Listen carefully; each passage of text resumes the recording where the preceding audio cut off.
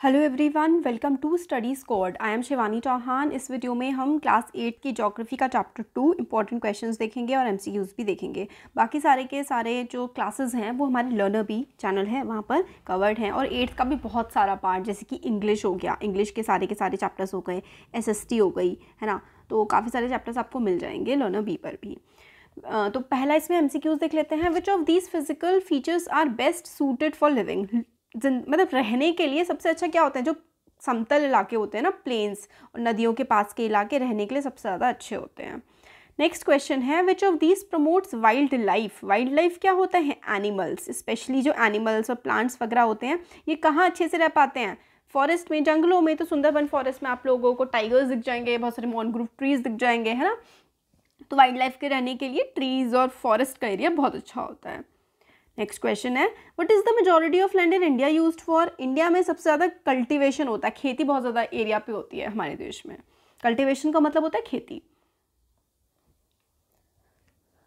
तो ये है, due to which feature is ocean water unfit for human consumption. तो ओशन वाटर अनफिट होता है ह्यूमन कंजम्पशन के लिए। अनफिट का मतलब हम लोग के लिए पीना ओशन का पानी सही नहीं है। क्यों? क्योंकि वो बहुत ज़्यादा सैलिनिटी है उसमें।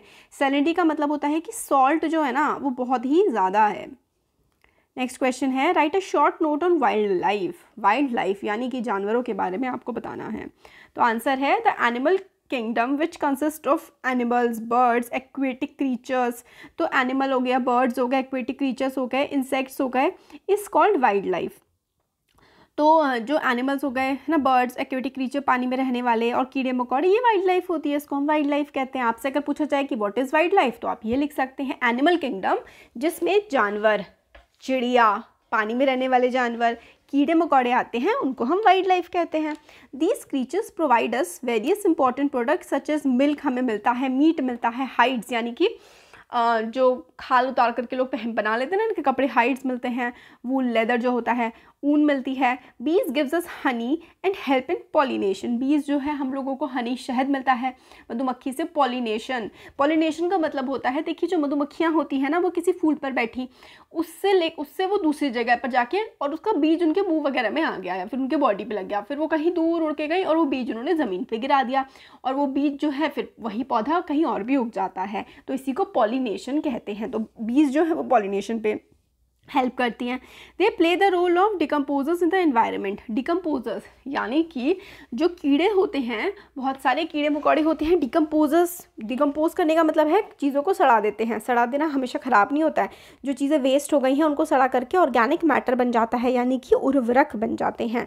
Birds like the vulture scavengers. Scavengers का मतलब होता है ऐसी चिड़िया जो मरे हुए को खाती हैं। इनको हम लोग एनवायरमेंटल क्लीनर्स के नाम से भी जानते हैं। बर्ड जैसे कि जो वल्चर है, वल्चर को एक दवाई से बहुत ज़्यादा थ्रेट है जिसका नाम है डाइक्लोफिनैक।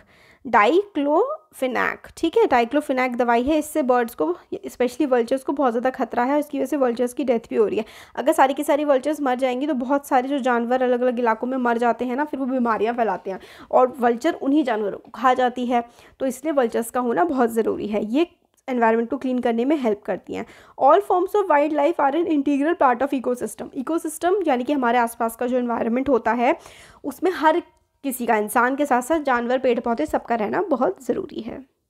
क्वेश्चन है, what are the major types of vegetation in the world. किस किस तरीके की वेजिटेशन यानी कि पेड़ पौधे वगैरह होते हैं दुनिया में, और उनकी रेनफॉल की कंडीशंस क्या होती हैं, ये बताना है। तो आंसर है, major types of vegetation in the world are grouped as forest, grassland, scrub and tundra. Forest यानी कि जंगल, ग्रासलैंड जहाँ पे घास ज़्यादा उगती है, श्रब्स क्या होते हैं, जो छोटे छोटे से नन्हे नन्हे पौधे होते हैं। टुंड्रा का क्या होता है, जहाँ पे बहुत ज़्यादा बर्फ़ होती है, उसको टुंड्रा कहते हैं। तो forest, grassland, shrubs and tundra, ये मेजर टाइप ऑफ वेजिटेशन है दुनिया में। यहाँ पे लाइकन एंड मोजेस होते हैं टुंड्रा में, बस छोटे छोटे कीड़े मकोड़े से। इन एरियाज ऑफ जहाँ पे बहुत ज़्यादा हैवी रेनफॉल होती है, huge trees can be found. तो जहाँ पे बहुत ज़्यादा बारिश होती है वहाँ पे बड़े बड़े पेड़ हमें मिलते हैं। Forests are abundant in areas of heavy rainfall. तो फॉरेस्ट जहाँ पर बहुत ज़्यादा बारिश होती है वहाँ पर फॉरेस्ट काफ़ी ज़्यादा हमें मिल जाते हैं। With moisture and rainfall the density of forest decline.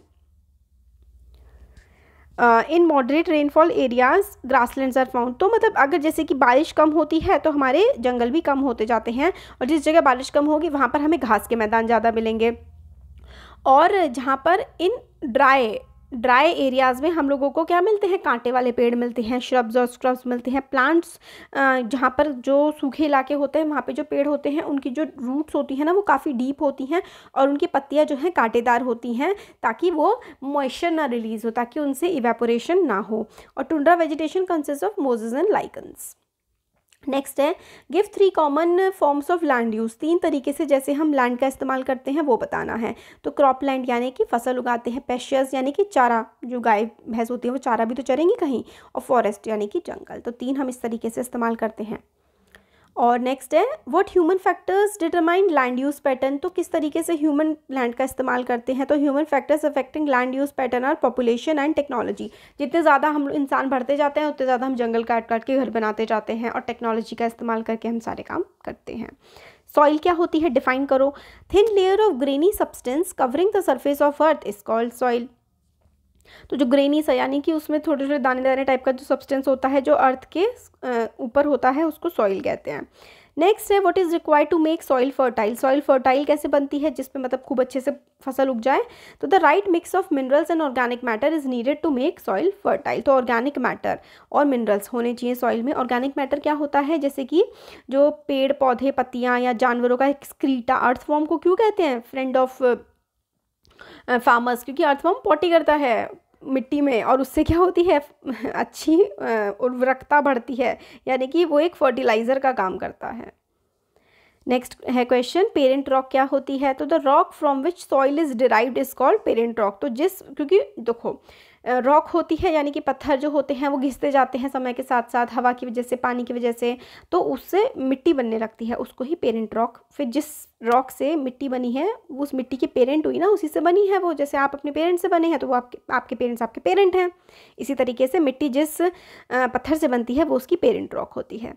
Next है how is bird like vulture important for ecosystem. थोड़ी देर पहले बताया था ना कि इकोसिस्टम के लिए, हमारे एनवायरनमेंट के लिए वल्चर जैसी जो बर्ड्स हैं वो कैसे इंपॉर्टेंट हैं।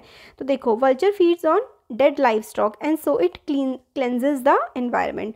जो वल्चर हैं वो मरे हुए जानवरों को खा जाती हैं और हमारे एनवायरनमेंट को साफ कर देती हैं। नेक्स्ट क्वेश्चन है what is distinguishing feature between evergreen and deciduous forest. तो एवरग्रीन और डेसिडुअस फॉरेस्ट एक दूसरे से कैसे अलग हैं। तो evergreen forest never shed their leaves whereas deciduous forest shed their leaves once a year. तो एवरग्रीन हमेशा हरे होते हैं क्योंकि अपनी पत्तियां कभी नहीं गिराते। डेसिडुअस फॉरेस्ट साल में एक बार अपनी पत्तियां झाड़ देते हैं। कुछ इंपॉर्टेंट नोट्स जो आपके लिए हैं। साइट्स क्या है, इंटरनेशनल कन्वेंशन जिसका नाम है sites, convention on international trade in endangered flora and fauna.